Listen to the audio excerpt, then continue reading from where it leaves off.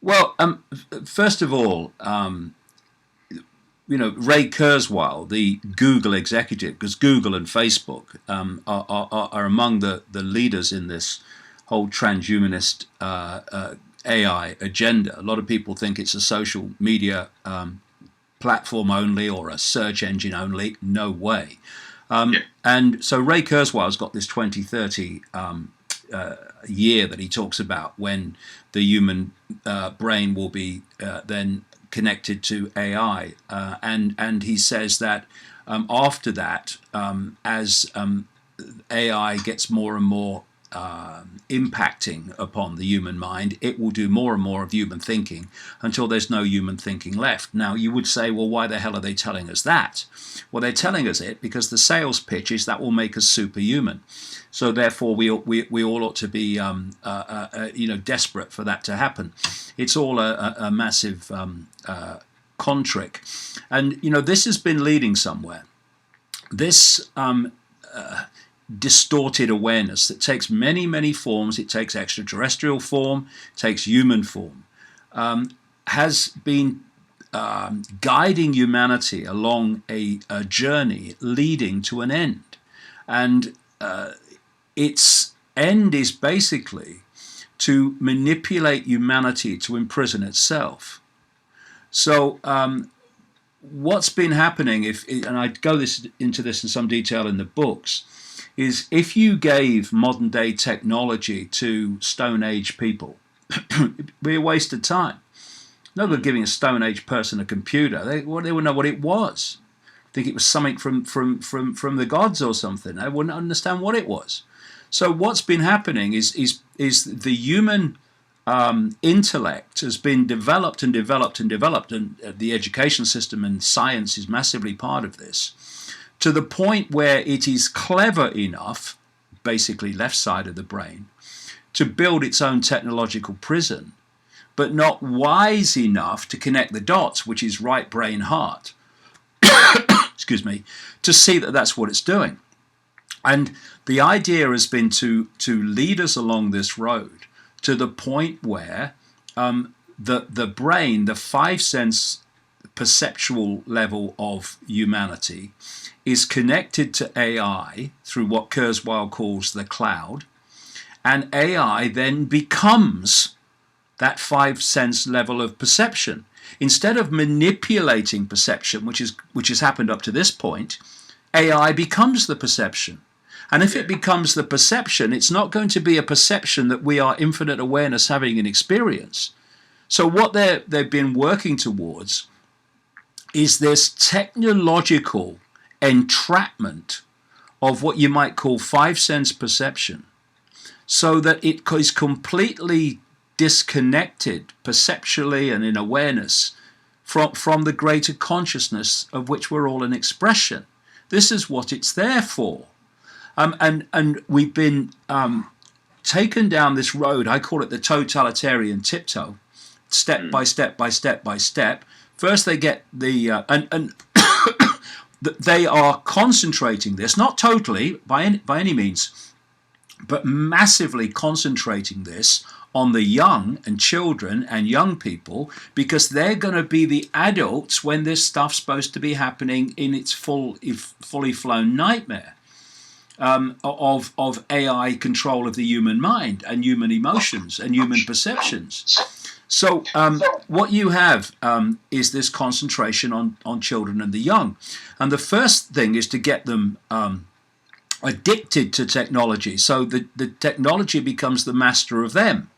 And when you then look at these things like the Icke and Alexa and all these so-called assistants that are connected to the internet, produced by Amazon and all the rest of it, all that is perceptually pulling in and merging human perception with AI. It's merging. The more and more AI is involved in human life, thus human perception.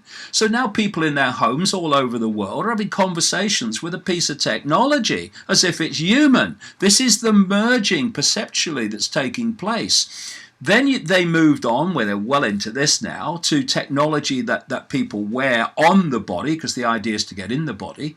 There's your Google Glass and your Apple Watch and your Bluetooth on the ear. And now we're moving rapidly into what they call implantables, which is to put technology in the body, which then can't be removed, which will connect the human mind, the human body, the human emotional processes to AI, which will then become the human mind. And the human, as we perceive human to be, will be no more. That's the whole point of what is happening.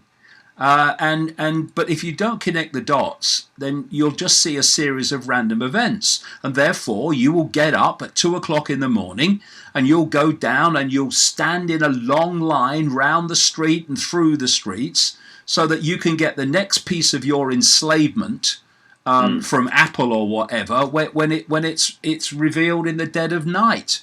And so, I got one of the first ones. Oh, kind of round of applause. You're the first person to get this next stage of your enslavement. It's madness, but you see, again, it's perception. And what is happening, this is why, we now have people that go into emotional trauma if their phone battery is getting low.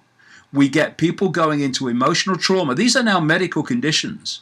If they're somewhere where there's no Wi-Fi, and because we have this digital heroin, and it's been my view for a long time that there's something coming off these phones and this technology which is adding to that addiction through frequency vibrational means. So the next thing is, because once you get into this, the world opens up and things that seem to be random take on a very different view. Kurzweil's cloud is supposed to entrap every human being on the planet, everybody, and eventually. And therefore you need this technological sub-reality, this Wi-Fi cloud everywhere. And this is why companies like Facebook and many, many others, like SpaceX, Elon Musk's company. I mean, hold on a second. Here's Elon Musk coming out as apparently a challenge to the Kurzweils and the Zuckerbergs, and saying, hey, this AI stuff connecting to AI could be the end of humanity. And then he does two things. One, he buys a company called Neuralink, which is about connecting the human brain to AI.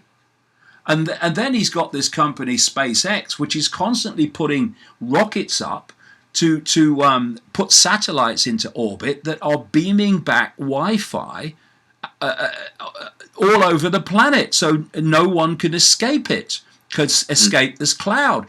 You might remember, I think it was 2016, there was a SpaceX rocket at Cape Canaveral that exploded. Well, that exploding rocket was about to take a Facebook social media platform satellite into orbit to bathe sub-Saharan Africa in Wi-Fi. And in the new book, I've quoted people in the financial arena who have done assessments on this whole Wi-Fi satellite situation. And they're pointing out, because they don't know the real reason for it, that there is no financial sense in putting up satellites at vast cost to provide Wi-Fi for parts of the world where people don't basically have computers yet, or smartphones yet. Because what's the point? There's no financial gain from it, because it's not going to produce anything financial from people who don't have any money. But that's not the point. The point is not financial. The point is creating this global cloud of Wi-Fi where no one can escape it. That's why it's on trains, it's on buses. That's why it's in the streets being beamed. That's why it's everywhere. That's why we're having smart meters beaming Wi-Fi fields into your home. And of course, all these different sources of Wi-Fi are electromagnetic fields operating in frequencies like microwave frequencies that are lethal cumulatively to the human form. which is Yeah. also on one level an electromagnetic field. And if you introduce very distorted, destructive electromagnetic phenomena, and you put it in an arena where humans are, that's going to massively distort the human electromagnetic field, which is going to play through as what we call human disease, disharmony, illness. Yeah. This is how it works.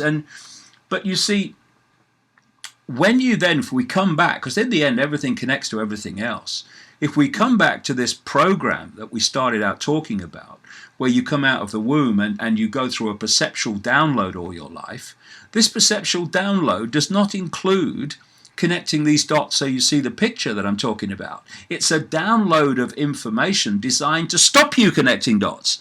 And that's what's happening, and that's why schools are a waste of time. They're programming operations. That's why the media is a programming operation, etc., etc. Well, God knows they're just absolutely scrambling to try to reinforce the veil with whatever they've got, because as we know and they know what's coming down the pike, so to speak, and I don't see anything stopping that. So just to finish off with this, what do you say about how do we fight back, if you will? How do we, resist this, overcome this? Yeah, well, I think resisting is the wrong thing to do, really, because if you break down the whole way reality works, on one level, it's an electromagnetic field or fields interacting, and if you resist, you create an electrical circuit with that which you're resisting. This is why you see these protests where people are hurling abuse at the police, and the police are often being violent back or whatever and resisting. You've got 2 points of resistance. You've got an electrical circuit, which is basically empowering both in what I would say was the wrong way. I think that we cease to cooperate. That is not resisting. That is ceasing to cooperate, because we don't need to resist something. For instance, when there's 7.5 billion in the target population, and a relative handful in knowledge of what they're doing, who are behind the manipulation. We just have to stop cooperating with it. But this is where divide and rule comes in, because you get the target population to go to war with itself down these fault lines of divide and rule, and then they give a free ride to the few that are controlling the whole thing, because they're too busy fighting each other. This is what divide and rule is all about. That's why there's so much of it. That's why the divide and rule is on sex, the divide and rule is on culture, on race, on all of it, religion. It's all systematic. So I mean, you can look for a solution, or you can remove the cause of the problem. The cause of the problem is that humanity, the vastness of humanity is unconscious. Unconscious in the sense of being unconscious of its true self. So if the problem is that humanity is unconscious, the removing the problem is to become conscious. If the problem is that the target population is being constantly divided and ruled, then removing the problem is putting down the fault lines of division and realize that we're all different points of attention in the same consciousness, and all these labels are just illusions that are there to divide us. If we let them divide us, they can be there to have a different experience if we want. They can be a good thing. They can be a different experience. Lovely. Or, and that's what we allow, is they can become the fault lines that divide us and therefore rule us. And we can accept what the official narrative says and believe it's true, and that's a perception, but it's the perception that got us into this mess. So removing the cause of the problem is to question everything. RT, the Russian channel, has this has this motto: question more. No, no, don't question more. Question everything, everything. And if it stands up, it stands up. But if it doesn't, well, you now know you've been told a lie in whatever area we're talking about. Then there's the realization and the re-self identity, where we stop thinking in terms of little me and I can't. Because if you self-identify with the labels of phantom self, then all you'll see is limitation. All you'll see is fear. All you'll see is consequences. But if you see yourself in terms of I am infinite awareness having that experience, then the experience loses its power over you, because it's just an experience. It's not who you are. Yeah. And whatever experience you're having, there'll be another one along in a minute. So don't get too caught up in the one you're having. And the other thing is, of course, is how we respond to something dictates what the next stage is. You know, if I respond to someone and smack them in the mouth, then I'm dictating what the next stage is. Either I'm going to get arrested, or the guy's going to get up and smack me in the mouth. If I act peacefully, I have dictated what the next stage is, which is very different to what would otherwise happen. So we need surely to look at our not just at what is happening, but our response to what is happening, which says everything about us. And instead of reacting in a way that suits the system, which is divide and rule and more conflict and more abuse and more emotional reaction, look at it in a way that infinite awareness would look at it. Look, it's just an experience. And in the way that things work, how you respond to that experience is going to dictate where that experience is going to take you, or whether it's going to continue or whether it's not. So take control of your life by realizing that your perception, which means your actions eventually, is dictating your next experience. So if you want a nice experience, then don't act in a disruptive way, or your next experience won't be nice. We are in control by our reaction to events, which then dictate what the next events are and how they turn out. We've been persuaded that we don't have that power, and that's why most people don't use it and get caught in the perceptions of the system, which becomes the experience dictated by the system through those downloaded perceptions.